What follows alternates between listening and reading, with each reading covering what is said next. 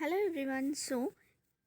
ఈ వీడియోలో నేను తెలంగాణ సోషల్ వెల్ఫేర్కి సంబంధించిన 5th క్లాస్ గురుకులం ఎంట్రన్స్ ఎగ్జామినేషన్కి ప్రీవియస్ ఇయర్ క్వశ్చన్ పేపర్ మీకు ఎక్స్ప్లెయిన్ చేస్తాను. మనకి తెలిసిందే టోటల్ 100 మార్క్స్కి క్వశ్చన్ పేపర్ అనేది ఉంటుంది. అండ్ అందులో కూడా మనకి సబ్జెక్ట్ వైజ్ ఎన్ని క్వశ్చన్స్ అడుగుతారు అని కూడా క్లియర్గా మెన్షన్ చేశారు. ఇందులో తెలుగులో 20 క్వశ్చన్స్, ఇంగ్లీష్లో 25 క్వశ్చన్స్, మ్యాథ్స్లో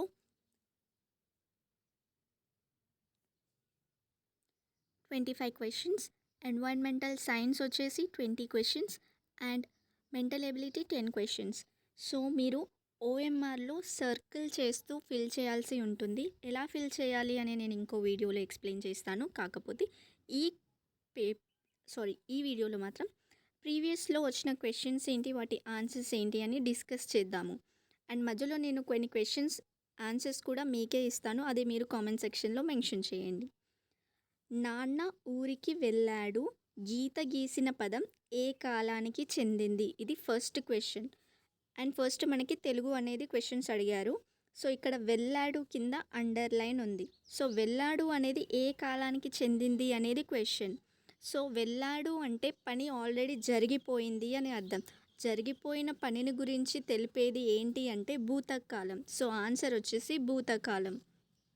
సెకండ్ క్వశ్చన్, సీత పాట పాడింది, దీనిలో గీత గీసిన పదం ఏ భాషా భాగం? ఇక్కడ గీత గీసిన భాగం ఏముంది? పాడింది. అంటే పాడింది అనేది ఆల్రెడీ ఒక పనిని గురించి తెలుపుతుంది. ఏదైనా పనిని గురించి తెలిపే భాషా భాగాన్ని ఏమంటారు? క్రియ. ఆన్సర్ వచ్చేసి బి. అండ్ నెక్స్ట్, దేశమును ప్రేమించమన్నా మంచి అన్నది పెంచమన్నా ఈ గేయాన్ని రాసింది ఎవరు? ఆన్సర్ ఎవరికైనా తెలుసా? ఈ గేయాన్ని రచించింది గురజాడ అప్పారావు గారు. గుడి, దీనికి బహువచనం ఏమిటి అని అడిగారు. బహువచనం అంటే అందరికీ ఐడియా ఉంటుంది అనుకుంటాను. బహువచనము అంటే ఏదైనా ఒక దానిని ఒకటి కంటే ఎక్కువగా ఉన్నట్లయితే దాన్ని బహువచనము అంటారు. గుడికి బహువచనం వచ్చేసి గుళ్ళు. 5th క్వశ్చన్ వచ్చేసి, దీని ద్వారా మనం ఉత్తరాలు పంపుతాము. దేని ద్వారా మనం ఉత్తరాలు అనేవి పంపుతాము? పోస్ట్ ద్వారా. అంటే ఇక్కడ పోస్ట్ అని మెన్షన్ చేశారా? లేదు. పోస్ట్కి సంబంధించిన ఇంకొక పదం ఏంటి? Post office. పోస్ట్ ఆఫీస్ ద్వారా మనం ఉత్తరాలు పంపిస్తాము. విజయదశమి రోజు ఏ చెట్టుకు పూజ చేస్తారు? విజయదశమి అంటే మనకి తెలిసిందే కదా, తెలంగాణ రాష్ట్రంలో మనం దసరా పండుగ జరుపుకుంటాం కదా, దాన్నే విజయదశమి అంటారు. ఆ దసరా పండుగ రోజున మనం ఏ చెట్టుకు పూజ చేస్తాము? జమ్మి చెట్టు. ఆన్సర్ వచ్చేసి డి. పరమానందయ్య శిష్యులు ఎంతమంది? పరమానందయ్య గారికి శిష్యులు ఎంతమంది? నాకు తెలిసి 8 మంది అనుకుంటున్నాను. నేను కనుక చెప్పింది కరెక్టే అయితే కనుక నాకు 7th ఆన్సర్ కరెక్ట్ అని కామెంట్ చేయండి. అండ్ నెక్స్ట్, వేమన శతకకర్త ఎవరు? ఈ క్వశ్చన్ని మీరు మీ టెక్స్ట్ బుక్లో వెతికి ఆన్సర్ చెప్పాల్సి ఉంటుంది. 8th క్వశ్చన్ ఆన్సర్ మీరే చెప్పాలి. వేమన శతకకర్త ఎవరు? Option A Somana, option B Gopanna, option C Baddanna, option D Vemana. 8th question అనేది ఆన్సర్ మీరే చెప్పాలి. కవనం అనే పదానికి అర్థం ఏమిటి? నెక్స్ట్ క్వశ్చన్, భారతదేశంలో 2వ అతి ప్రాచీనమైన సరస్వతి దేవాలయం ఎక్కడ ఉంది? Option A Wargal, option B Basara, option C Gadwal, option D Secunderabad. వీటికి సంబంధించిన ఆన్సర్స్ అనేవి మనము ఈవినింగ్ కాసేపు అయ్యాక డిస్కస్ చేద్దాం. అంతకంటే ముందుగా కూడా మీరు ఈ ఆన్సర్స్ అన్నీ కూడా మీకు తెలిస్తే కామెంట్ సెక్షన్లో మెన్షన్ చేయండి. పిన్ కోడ్ నెంబర్లో చివరి 3 అంకెలు దేన్ని సూచిస్తాయి? మనకి బేసిక్గా పిన్ కోడ్కి ఎన్ని నెంబర్స్ ఉంటాయి? 6 నెంబర్లు. ఆ విషయం మనకి తెలిసింది. ఆ పిన్ కోడ్లో ఉండే 6 నెంబర్లలో చివరి 3 అంకెలు వేటిని సూచిస్తాయి?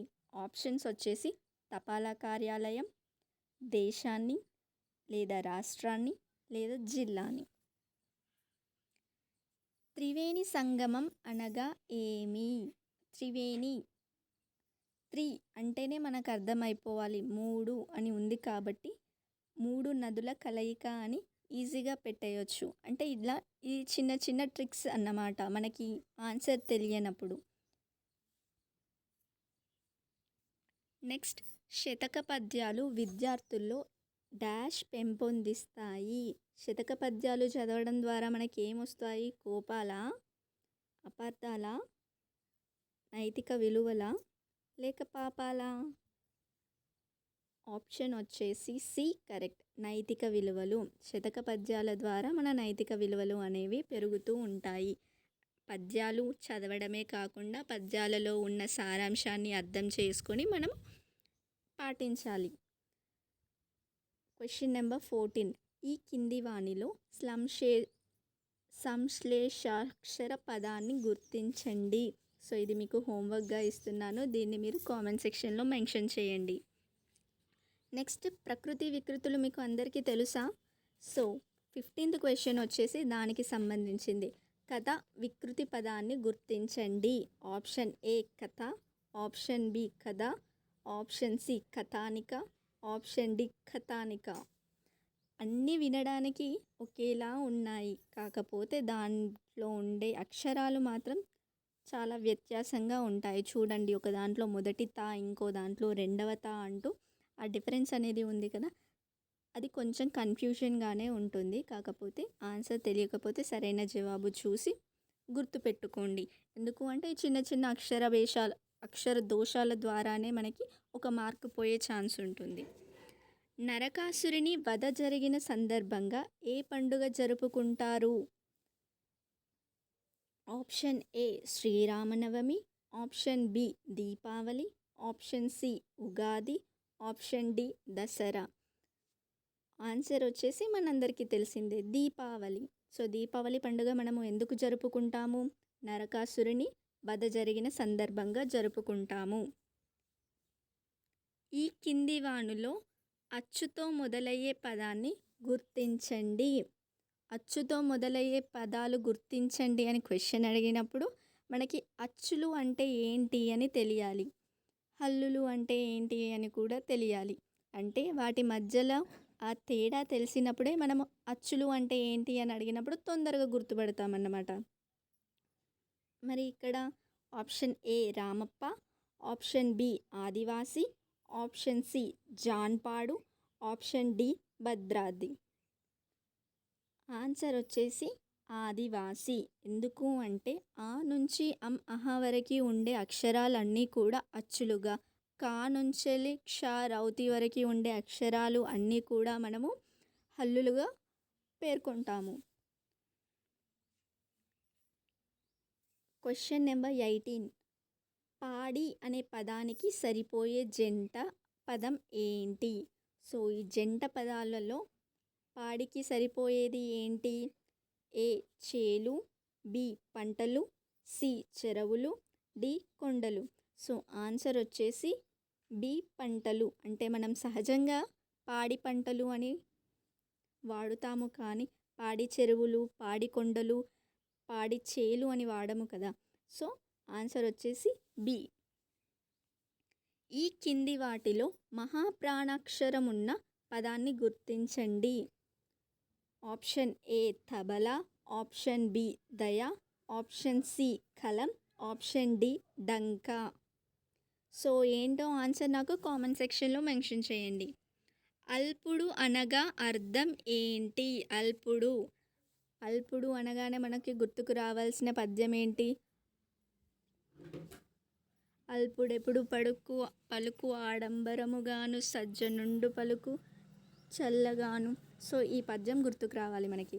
సో అల్పుడు అనగా అర్థం ఏంటి అంటే ఆప్షన్స్ నీచుడు, గొప్పవాడు, వీరుడు, డి పేదవాడు. సరైన జవాబు నాకు కామెంట్ సెక్షన్లో మెన్షన్ చేయండి. అండ్ ఇప్పుడు నేను చెప్పిన క్వశ్చన్స్ అన్నీ కూడా ఏవైతే ఉన్నాయో అవి మీరు ఒక నోట్బుక్లో రాసి రిపీటెడ్గా దాన్ని రివైజ్ చేస్తూ ఉండండి. అండ్ అట్లాంటి క్వశ్చన్స్ ఏవైనా కూడా టెక్స్ట్ బుక్స్లో మనకి కనిపిస్తాయి కదా. ఇప్పుడు కథకి వికృతి, ప్రకృతి అడిగారు, అలానే ఇంకో పదానికి సంబంధించిన ప్రకృతి వికృతి కూడా మనకి క్వశ్చన్ పేపర్లో అడుగుతారు అని మనం అర్థం చేసుకొని ప్రకృతి వికృతి అని మన పాఠ్యాంశంలో ఉన్న తెలుగు పాఠ్యాంశంలో ఉన్న అన్ని ప్రకృతి వికృతులు కూడా మీరు నేర్చుకోవాల్సి ఉంటుంది. అండ్ అల్పుడు అనగా అర్థం ఏంటి అని అడిగారంటే మన బుక్లో ఉన్న లెసన్స్ ఏవైతే మెన్షన్ చేశారో అందులో ఉన్న కొన్ని కఠినమైన పదాలకు సంబంధించిన అర్థాలు అడుగుతారు అని అర్థం. అలాంటి అర్థాలు ఏవైనా ఉన్నా కూడా మీరు అర్థం చేసుకొని కంఠస్థ చేయాల్సి ఉంటుంది. అండ్ ఈ అన్ని ఆన్సర్స్ కూడా 1 to 20 నాకు కామెంట్ సెక్షన్లో అన్ని కరెక్ట్ ఆన్సర్స్ ఎవరు చెప్తారో చూద్దాము.